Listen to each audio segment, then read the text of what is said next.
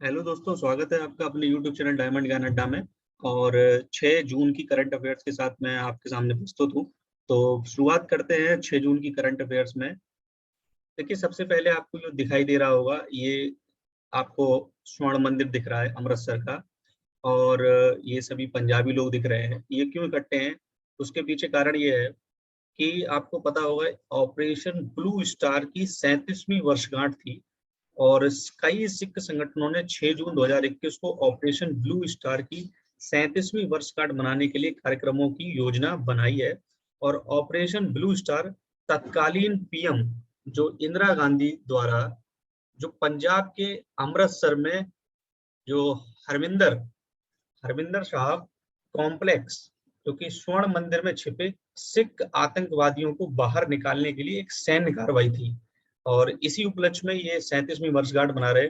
और ऑपरेशन 1 जून से 8 जून 1984 के बीच में किया गया था। ठीक है। तो दूसरी न्यूज ये है कि ये आपको दिख रहा है कि गवर्नमेंट ऑफ उत्तर प्रदेश, और इसमें क्या है कि उत्तर प्रदेश द्वारा 300 MN पौधे लगाने का लक्ष्य निर्धारित है। और अभी आप जानते हैं कि 5 जून को विश्व पर्यावरण दिवस मनाया गया है। तो उसी को दृष्टिकोण ध्यान में रखते हुए ये जो है उत्तर प्रदेश सरकार ने वन महोत्सव नवीनीकरण उत्सव के दौरान 30 करोड़ मतलब 300 मिलियन पौधे लगाने का लक्ष्य रखा है। और 5 जून 2021 को विश्व पर्यावरण दिवस अवसर पर यह घोषणा की गई है। और वन महोत्सव कार्यक्रम जुलाई 2021 के पहले सप्ताह में शुरू होगा। ठीक है। इसके बाद ये दिख रहा होगा आपको माइक्रोसॉफ्ट। सीबीएसई ने माइक्रोसॉफ्ट के साथ सहयोग किया है। और सीबीएसई ने 2001 से 2022 जो 2021 और 2022 का जो शैक्षणिक सत्र होगा, उसमें कक्षा 6 से लेके 8 तक के लिए कोडिंग, और कक्षा 8 से 12 तक के लिए डेटा विज्ञान पाठ्यक्रम को नए कौशल विषयों के रूप में पेश करने के लिए माइक्रोसॉफ्ट के साथ सहयोग किया है। और विषयों को राष्ट्रीय शिक्षा नीति जो कि एनईपी 2020 है के अनुरूप लॉन्च किया गया है।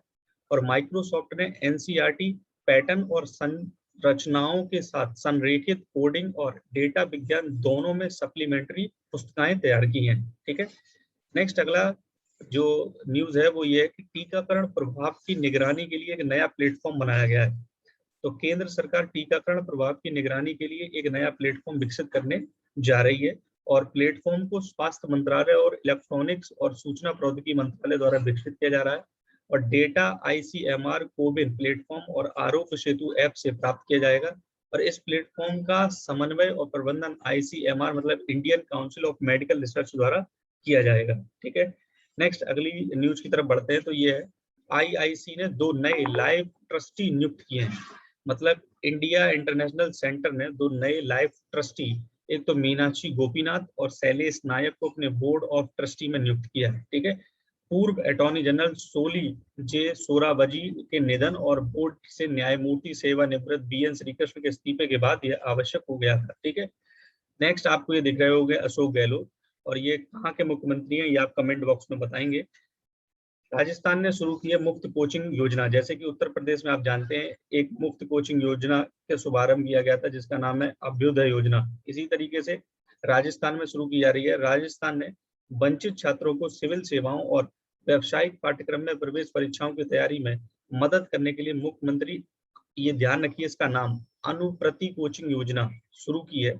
और अनुसूचित जाति, अनुसूचित जनजाति, अन्य पिछड़ा वर्ग, अल्पसंख्यक और आर्थिक रूप से कमजोर वर्ग के छात्र जिनकी वार्षिक पारिवारिक आय 8 लाख प्रति वर्ष से कम है, वो इस योजना का लाभ उठा सकेंगे। इसके बाद ये आपको एथेनॉल दिख रहा है। कल एक न्यूज आई थी एथेनॉल से संबंधित। आपको पता है कि केंद्र सरकार ने 20% जो है पेट्रोलियम में एथेनॉल का मिश्रण करने की मंजूरी दी है। अब ये देख रहे होंगे आप, इथेनॉल मिश्रण की समय सीमा 2025 तक बढ़ी है। और भारत ने पेट्रोल में 20% इथेनॉल मिश्रण प्राप्त करने की जो लक्ष्य की तिथि है वो 5 वर्ष बढ़ाकर मतलब 2025 तक कर दिया है। और 2020 में सरकार ने 2022 तक पेट्रोल में 10% इथेनॉल मिश्रण और 2030 तक 20% डोपिंग के पहुंचाने का लक्ष्य था, जो कि अब 2025 तक ही कर दिया गया। ठीक है। वर्तमान में पेट्रोल के साथ लगभग 8.5% इथेनॉल मिलाया जाता है, जबकि 2014 में ये 1 से 1.5% था। भारत दुनिया का तीसरा सबसे बड़ा तेल आयातक है, और जो अपनी 85% से अधिक मांग को पूरा करने के लिए विदेशी आपूर्तिकर्ताओं पर निर्भर है। इसके बाद आपको ये दिख रहा है, ये क्या है, CIMAP हर्बल सैनिटाइजर बनाने वाली इकाइयां स्थापित करेगा। लखनऊ स्थित central institute of medicinal and aromatics plants ग्रामीण उत्तर प्रदेश में जड़ी बूटी आधारित जो है वो सैनिटाइजर निर्माण इकाइयां स्थापित करने में मदद करेगा। यह पल एरोमा मिशन का हिस्सा थी और जिसका उद्देश्य पूरे देश में खेती और सुगंधित और औषधीय पौधों के उपयोग को बढ़ावा देना था। ठीक है, इसके बाद नेक्स्ट अगली बात है, ये आप देख रहे हो उत्तराखंड पुलिस है। उत्तराखंड पुलिस ने क्या है, ये 1 लाख पौधे लगाएगी। तो विश्व पर्यावरण दिवस के अवसर पर उत्तराखंड पुलिस ने 5 जून 2021 को राज्य स्तर पर बड़े पैमाने पर वृक्षारोपण अभियान शुरू किया है और इस पहल के तहत थाना, चौकी, वाहिनी और पुलिस लाइनों में 1 लाख पौधे लगाए जाएंगे और यह अभियान 16 जुलाई 2021 को आने वाले हरेला उत्सव तक जारी रहेगा। ठीक है, तो ध्यान रखिए। ये आपको दिख रहे होंगे अरविंद केजरीवाल, ये दिल्ली के मुख्यमंत्री हैं और इन्होंने क्या कहा है कि दिल्ली जीनोम अनुक्रमण प्रयोगशाला स्थापित करेगी।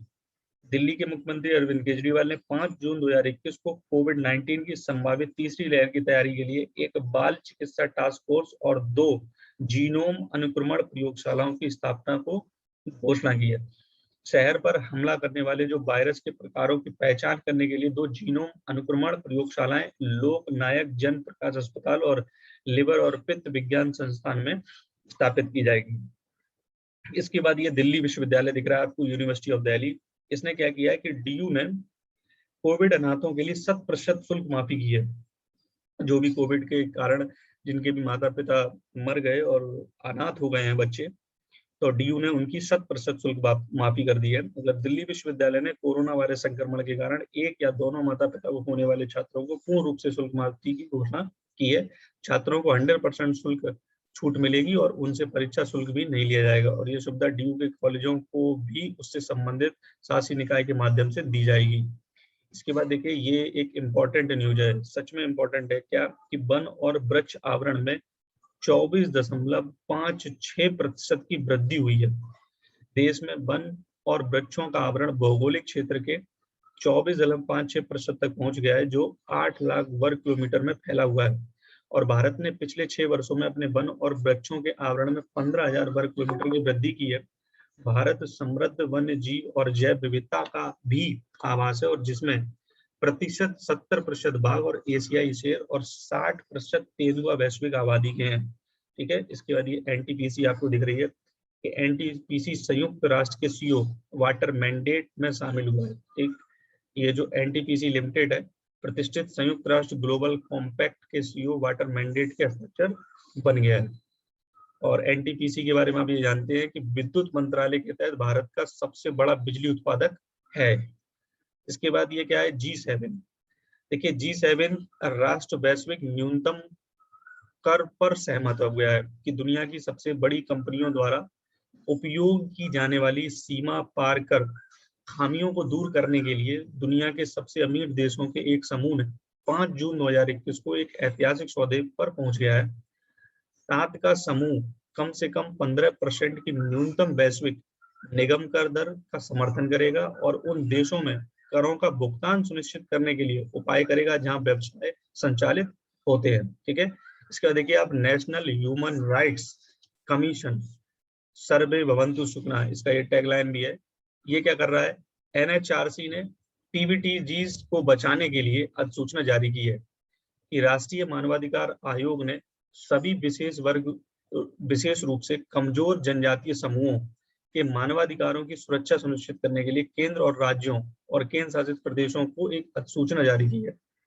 ये जो 75 पीवीटीजीज के मानवाधिकार के सुरक्षा सुनिश्चित करने के लिए एक अधिसूचना जारी की है और ये 2011 की जनगणना के अनुसार जनसंख्या 1 लाख से कम होनी चाहिए। इसके बाद आपको ये दिख रहे हैं, नीट प्रभाव का अध्ययन करने के लिए स्टालिन ने पैलन बनाया है। ये अभी नए मुख्यमंत्री बने तमिलनाडु के, तो तमिलनाडु के मुख्यमंत्री के स्टालिन ने राज्य में जो चिकित्सा पाठ्यक्रमों में प्रवेश पर राष्ट्रीय योग्यता सह प्रवेश परीक्षा स्नातक के प्रभाव पर एक रिपोर्ट प्रस्तुत करने के लिए एक उच्च स्तरीय समिति का गठन किया है और समिति के अध्यक्ष सेवानिवृत्त न्यायाधीश AK राजन है। उन्होंने राज्यपाल बनवारी लाल पुरोहित से भी आग्रह किया है कि वे 7.5% क्षैतिज आरक्षण प्रदान करने के लिए राज्य विधानसभा में पारित विधेयक को अपनी सहमति दें। इसके बाद ये सभी को पता है, प्रधानमंत्री नरेंद्र मोदी है। पीएम मोदी ने पुणे में ई प्रोजेक्ट की शुरुआत की है। तो 5 जून 2021 को विश्व पर्यावरण दिवस को चिन्हित करने के लिए पुणे में E100 पायलट प्रोजेक्ट शुरू किया गया है और महत्वाकांक्षी परियोजना का उद्देश्य पूरे देश में इथेनॉल के उत्पादन और वितरण के लिए एक नेटवर्क स्थापित करना है।